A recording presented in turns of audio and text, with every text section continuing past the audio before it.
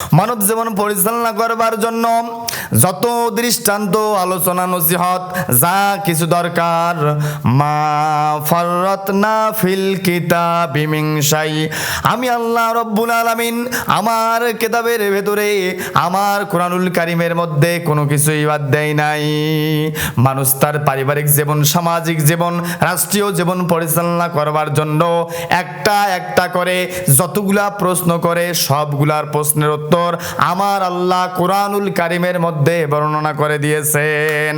বর্তমান যুগের এই কঠিন ক্রাইসিস মুভমেন্টে এই দুনিয়ার মানুষ যদি, বাংলাদেশের মানুষ যদি জিজ্ঞাসা করে রব্বুল আলামিন বর্তমান যুগের এই বাংলাদেশের বর্তমান পরিস্থিতিতে রাষ্ট্র রাজনীতির কথা আল্লাহর কোরআনের মধ্যে আছে নাকি? আল্লাহর কোরআনের মধ্যে শুধু রাষ্ট্রের কথা নাই, রাষ্ট্রের নামে একটা সূরা নাজিল করলেন, তার নাম হচ্ছে সূরা মুলুক, রাষ্ট্রের সূরা। এখানে 4টা রাষ্ট্রের উপাদানের কথা বলা হয়েছে। রাষ্ট্রের কি কি উপাদান লাগে সূরা মুলকের মধ্যে আল্লাহ পাক জানিয়ে দিয়েছেন। রাষ্ট্র চালাবার জন্য সব থেকে গুরুত্বপূর্ণ একটা বিষয়, সেটা হচ্ছে সংবিধান, কনস্টিটিউশন। আল্লাহর যে ইসলামী রাষ্ট্র হবে, এই রাষ্ট্রের 83টা ধারা হবে। এই 83টা ধারা নিয়ে আল্লাহ পাক সংবিধানের নামে একটা সূরা নাজিল করলেন, তার নাম হচ্ছে সূরা ফুরকান। সংবিধানের নামে আল্লাহ সূরা নাজিল করলেন, আল্লাহ পাক রাষ্ট্রের নামে সূরা নাজিল করলেন। এখন প্রশ্ন হচ্ছে, জনগণের নামে কোনো সূরা নাই? আমার আল্লাহ জনগণের নামে একটা সূরা নাজিল করলেন, তার নাম হচ্ছে সূরা দাহার। দাহার মানে হচ্ছে জনগণ। আপনি একটা একটা করে যতগুলা প্রশ্ন আল্লাহর কোরআনুল কারীমকে করবেন, সবগুলা প্রশ্নের উত্তর আল্লাহর কোরআন দিয়ে দেয়। সুবহানাল্লাহ। জনগণের কাজ কি হবে? এই জনগণ শুধু কি মারামারি করবে? জনগণ 11টা নীতি নিয়ে জীবন পরিচালনা করবে। এই 11টা নীতিকে সামনে নিয়ে আমার আল্লাহ একটা সূরা নাজিল করলেন, তার নাম হচ্ছে সূরা জুমার।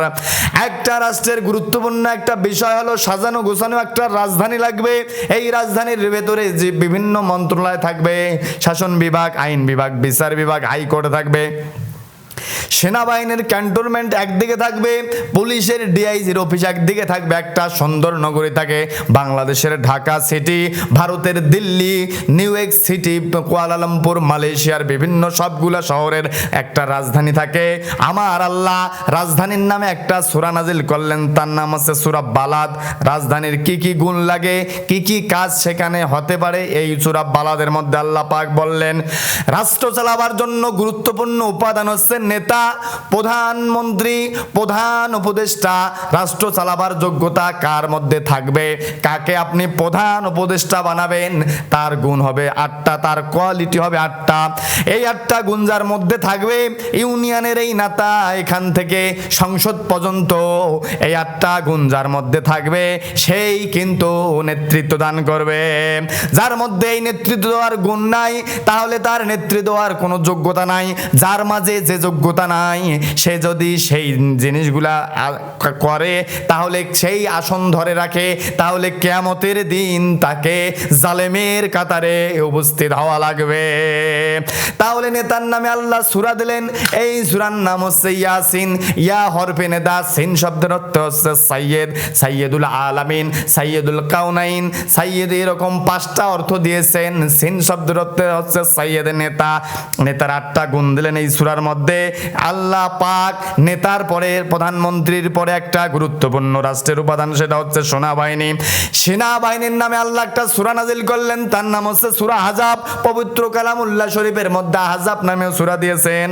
এই সেনাবাহিনী কেমনে মিশন পরিচালনা করবে, কেমনে সংঘবদ্ধ থাকবে, তাদের কোয়ালিটিগুলো নিয়ে আমার আল্লাহ একটা সূরা নাজিল করলেন, সূরা সফফাত। আমি কোনো বানানি গল্প বলতেছি না, আপনি একটা একটা করে আপনার জীবনের যতগুলা প্রশ্ন আছে, সবগুলা প্রশ্নের উত্তর আমার আল্লাহ পবিত্র কালামুল্লাহ শরীফের মধ্যে বর্ণনা করে দিয়েছে। যৌথ বাহিনী হলেই হবে না, বিভিন্ন পুলিশ, আর্মি, বিডিআর নিয়ে বিভিন্ন যৌথ বাহিনী তৈরি করা হয়। এই যৌথ বাহিনীর 9টা কাজ তাদের থাকবে। এই যৌথ বাহিনীর নামে আমার আল্লাহ একটা সূরা নাজিল করলেন, সূরা যুখরুফ।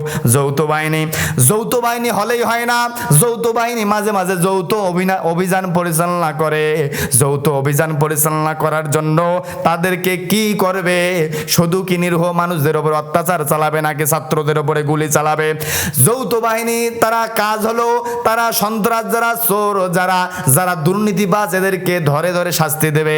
এই জনগণ যারা আছে তারা দেখে দেখে শিখবে এই যৌথ বাহিনীর কাজ কি। এদেরকে নিয়ে আল্লাহ একটা সূরা নাজিল করলেন, তার নাম হচ্ছে সূরা আদিয়াত। আমার ভাইরা, এরপরে মন্ত্রী পরিষদ লাগে। মন্ত্রী পরিষদের নামে আল্লাহ একটা সূরা নাজিল করলেন। মন্ত্রীদের গুণ হবে 4টা। এই 4টা গুণ যার মধ্যে থাকবে ওই সমস্ত এমপিরা মন্ত্রী হওয়ার যোগ্যতা রাখে। এই 4টা গুণ যে সূরার মধ্যে আছে তার নাম হচ্ছে সূরা শুআরা। এরপরে জোট করা লাগে, বিভিন্ন রাজনৈতিক দলের সঙ্গে জোটবদ্ধ করা লাগে। আপনি দেশ ইসলামের জন্য, কল্যাণ রাষ্ট্রের জন্য কার সঙ্গে জোটবদ্ধ হবেন, কার সঙ্গে জোটবদ্ধ হবেন না। আমার আল্লাহ এরকম 22টা গুণ দিয়েছে। এই 22টা গুণ জোটের নামে, জোটের ভিতরে যে সূরার মধ্যে দিয়েছে তার নাম হচ্ছে সূরা জুমার। এই সূরা জুমারের মধ্যে জোট কার সঙ্গে করবেন 22টা পয়েন্ট আছে। ইসলাম মানব জীবন পরিচালনা করার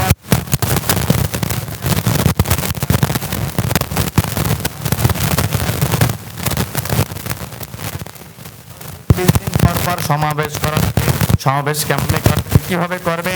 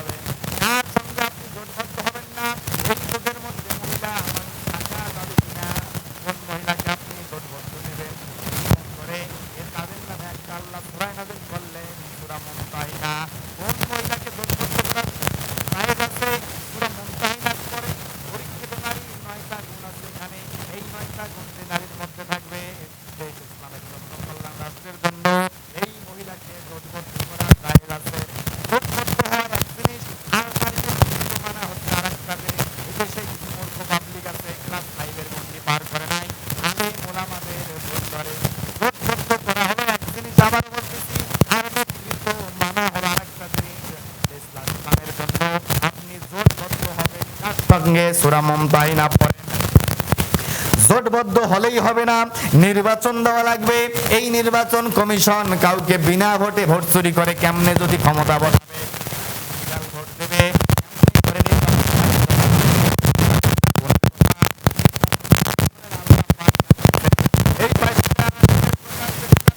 রয়েছে তার নাম হচ্ছে সূরা শুআরা।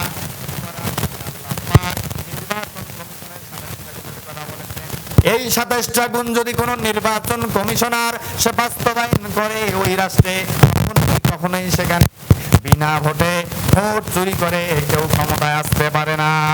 নির্বাচন হয়ে গেল, এক দল জিতবে আর এক দল হারবে। হারা দল কি করবে, জেতা দল কি করবে? দুই দল কি শুধু হারা দল যারা তারা 6টা কাজ করবে আর জেতা দল 4টা কাজ করবে। এই প্রশ্ন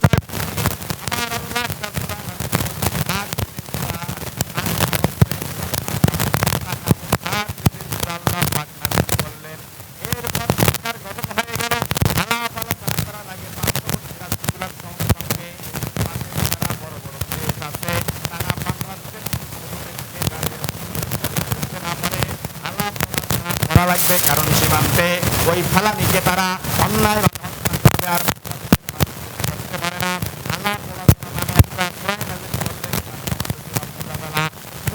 মনে হচ্ছে আলাপ আলোচনা, আপনি কি কি আলাপ আলোচনা করবেন, এই গুণগুলো আল্লাহ পাক এই সূরার মধ্যে দিয়েছেন। এরপরে পররাষ্ট্র নীতি লাগে। পৃথিবীতে সাম্রাজ্যবাদী দেশগুলো, পরাশক্তিগুলো আজকে ইউনাইটেড নেশন থেকে ক্ষুদ্র রাষ্ট্রগুলো শাসন করে। এই শাসন যাতে করতে না পারে, পররাষ্ট্র নীতি সম্পর্কে আল্লাহ পাক ইসলামে বলে দিয়েছেন, আল্লাহর কোরআনের মধ্যে বলে দিয়েছেন এই পররাষ্ট্র নীতিকে কেন্দ্র করে কি কি নীতি হবে। এই নীতিগুলা যে সূরার মধ্যে দিয়েছেন তার নাম হচ্ছে সূরা জাসিয়া। আমার ভাইরা, পররাষ্ট্রনীতির কথা বলা হয়েছে। রাষ্ট্রদূত লাগে বিভিন্ন দেশে। রাষ্ট্রদূত দেশের শান্তির জন্য, কল্যাণের জন্য, অর্থনীতির চাকা সচল করার জন্য প্রতিনিধি লাগে। প্রতিনিধির নামে, রাষ্ট্রদূতদের নামে একটা সূরা নাযিল করলেন, তার নাম হচ্ছে সূরা মুরসালাত। আপনি একটা একটা করে যতগুলা প্রশ্ন করেন, সবগুলা প্রশ্ন আল্লাহর কোরআনুল কারীমের মধ্যে আমার আল্লাহ সবকিছু ব্যাপকভাবে বর্ণনা করে দিয়েছেন, মানুষকে জানিয়ে দিয়েছেন। দক্ষজনক হলো সত্য ওলামায়ে কেরামরা যখন আল্লাহর কোরআনুল কারীমের হক কথাগুলো বলে, তখন বামপন্থী, রামপন্থী, বাংলাদেশের যারা শত্রু, এদেশের জনগণের শত্রু, এরা আল্লাহর কোরআনুল কারীমের দিনের দায়ী যারা, তাদের মুখটাকে চেপে ধরেছে। এদেশের সাধারণ মানুষের উপরে অত্যাচার করেছে, নির্বিচারে সাধারণ মানুষের উপরে গুলি চালানো হয়েছে। কি হবে? গুলি করে মানুষ মেরে ক্ষমতা দখল করে। এই ক্ষমতা না থাকিলে পালাইতে বাধ্য হবে দেশ ছেড়ে। কি হবে? গুলি করে অযথা মানুষ মেরে। কি হবে? গুলি করে অযথা মানুষ মেরে। বিচার হবে তোমার দেশের এই মাটিতে, বিচার হবে তোমার দেশের এই মাটিতে। এরকম করে যারা আমার দেশের মানুষদের উপরে নির্বিচারে নির্যাতন, স্টিম রোলার চালাচ্ছে, দুর্নীতি করেছে, কোরআন ইসলামের বিপক্ষে অবস্থান নিয়েছে, অনতিবিলম্বে এদেশের মাটিতে বিচার হবে। এই কারণে অন্যায় আপনারা কেউ হাতে তুলে নেবেন না। আইনের মাধ্যমে আল্লাহ পাক সবাইকে শাস্তি দেবেন। আল্লাহ হলেন উত্তম পরিকল্পনাকারী। আল্লাহ যেন এই জালেমদের যাবতীয় অত্যাচারের যারা করেছে এগুলার জন্য বিচার আল্লাহ পাক করে। আল্লাহর কাছে এই ফরিয়াদ জানাই, আল্লাহ যেন এই মাজলুম জনগণের দোয়াকে আল্লাহ কবুল করে নেয়। আমিন।